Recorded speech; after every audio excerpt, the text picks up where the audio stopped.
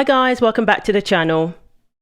So the women's football team over in Australia that has 5 transgender players continues to go undefeated.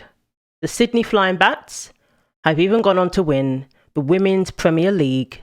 They won the grand final after once again being undefeated. Now, if this isn't a classic example of the advantages that men have over women in sports, I don't know what is. And unfortunately, we're going to see this happening more and more, especially as identity is such a big deal over in Australia, as we've seen with the Tickle versus Giggle case, where a judge actually said that sex was changeable.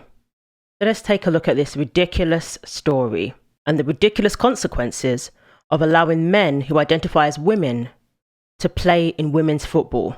Not to mention the risks to safety. We've seen the repercussions of this over in the UK, for example. Female athletes having broken knees while having to compete against transgender soccer players. But even in football, the reason why these women in these Sheffield Women's Football League have said, look, we don't want to play the team that's got the trans player in Rossington Ladies, because they're saying, look, we've had one player who's basically was out of action for several months because they got injured, because the size of the trans player is a different size from the average woman player. Therefore, there is a risk of injury. This is so obvious. Why did no one think of this before? Yes, and it's not just size, because even if the player was the same size as a woman, that player's male body gives them enormous strength and speed advantages. So there isn't any more sensible way of organising a contact sport like football other than dividing by sex. Yeah. And the issue here is not discrimination because this player is trans. It's, as you say, the problem is that it's not safe or fair for the women if they have to have a male player on the pitch. Yeah. And we've all known that. So Flying Bats, Australian women's soccer team featuring 5 trans players, wins grand final amid tight security after going undefeated all season. And we're supposed to be shocked that they went on to win.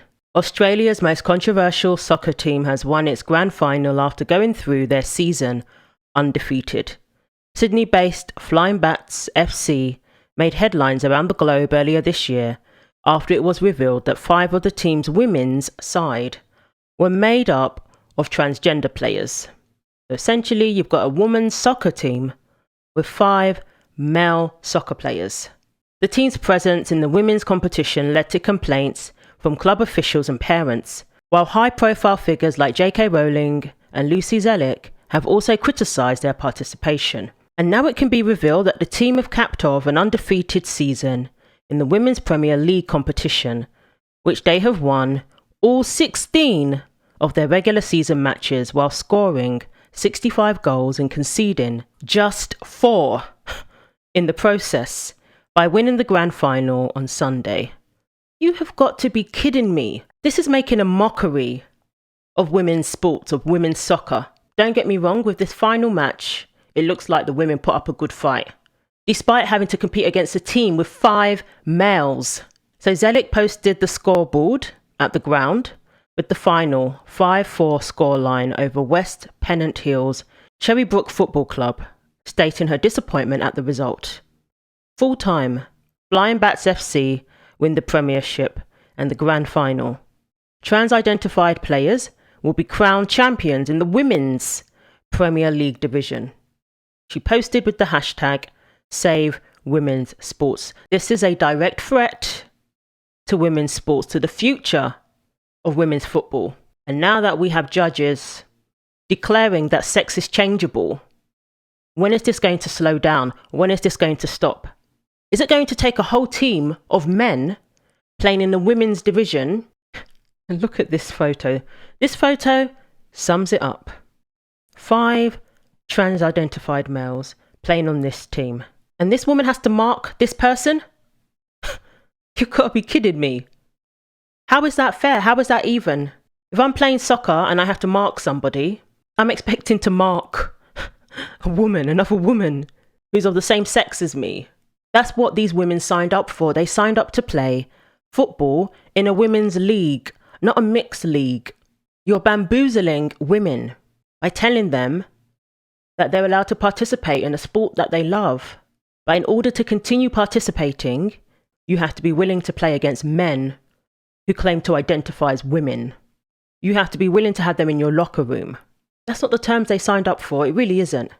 I don't care how much identity is considered, a big deal in Australia or the Western world. That doesn't change the reality. And this is what the women are dealing with. And not to mention the safety aspects. You're telling women that in order to participate in a sport that they love, they have to be willing to be more likely to get injured.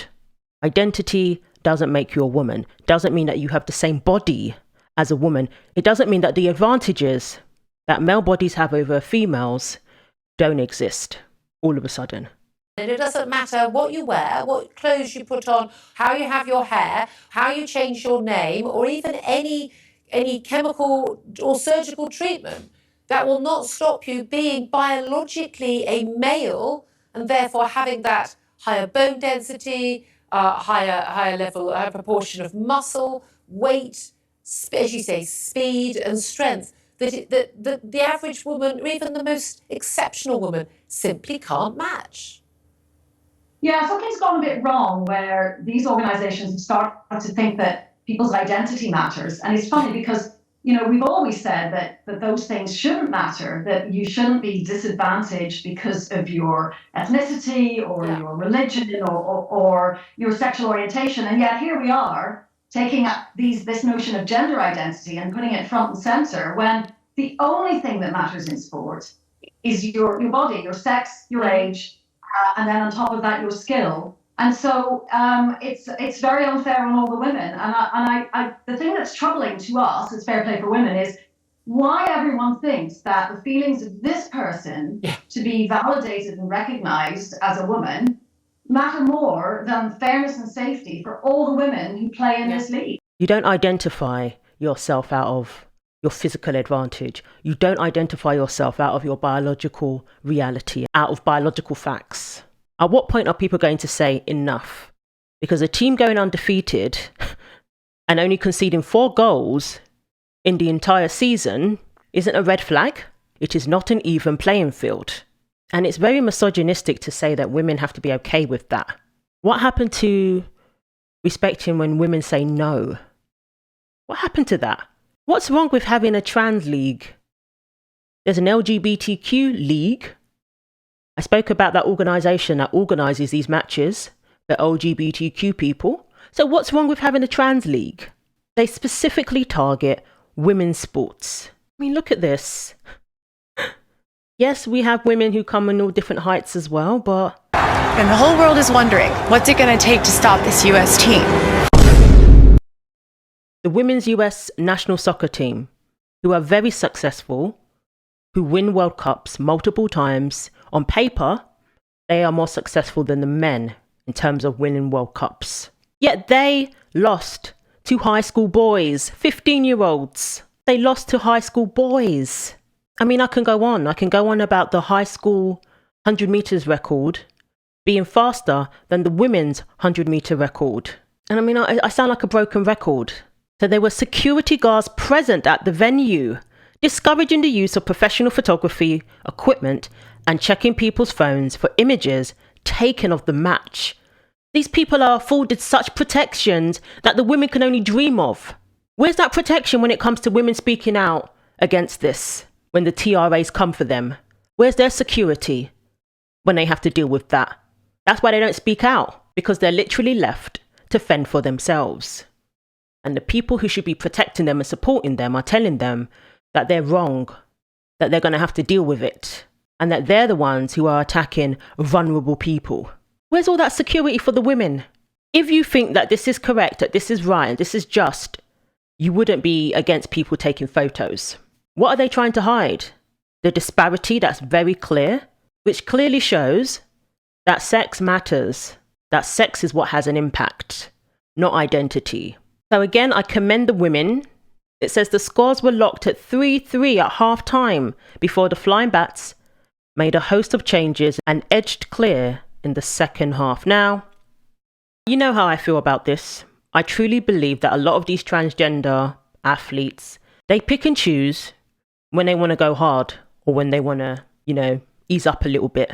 And there has been evidence of that. Women have heard coaches telling their trans athletes to slow down a little.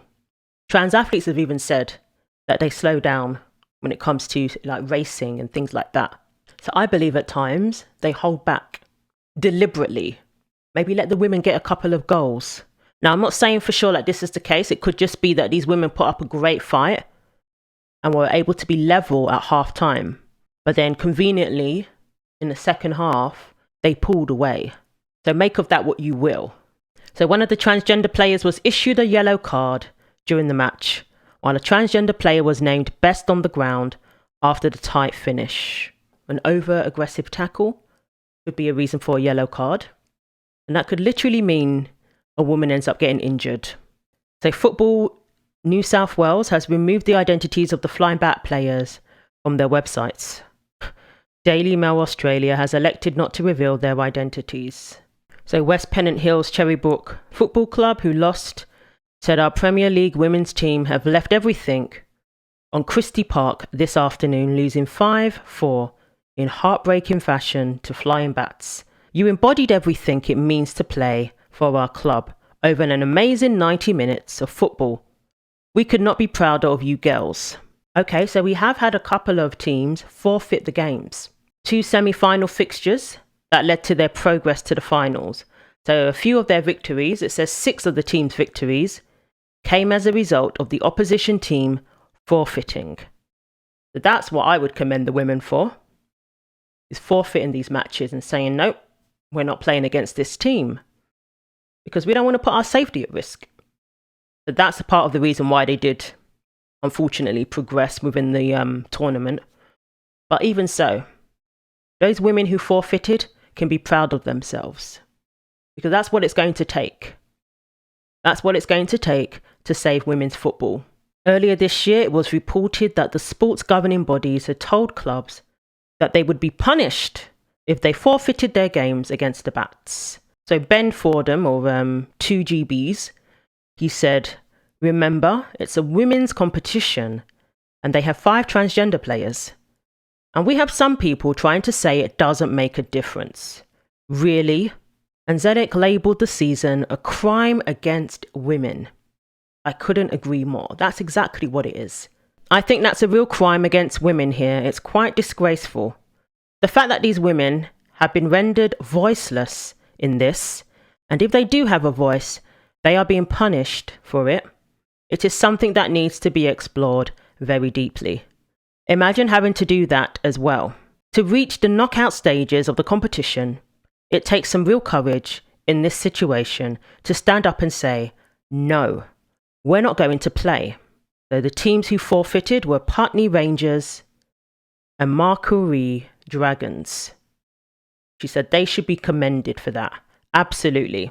The people I hold accountable here, that I consider the most villainous, are the national sporting organisations, the ones who haven't yet acted to introduce policies to protect women and girls, who are the real culprits and are responsible for allowing this circus act to continue. Absolutely commend the teams who forfeited and walked away, but women shouldn't have to do that. Common sense should dictate that they don't have to do that. These are the people we really need to bring to the fore here and ask them for answers. I want to know, why don't these women's voices matter? It's just not right. Why doesn't their safety matter? Why does their opinion not even matter? Have they even been asked, are you okay with this? Or have they been told how to feel? Have they been told how to respond? You better be kind, you better be inclusive, and then be told that they have to suffer in silence. And apparently the Flying Bats claim to be the biggest LGBT team in the world. Well, if that's the case, maybe they should be playing in an LGBTQIA league, in an LGBTQIA category. So let me know what you think. Thanks for watching. Like, comment and subscribe. Take care of yourselves, and God willing, I will see you in the next video.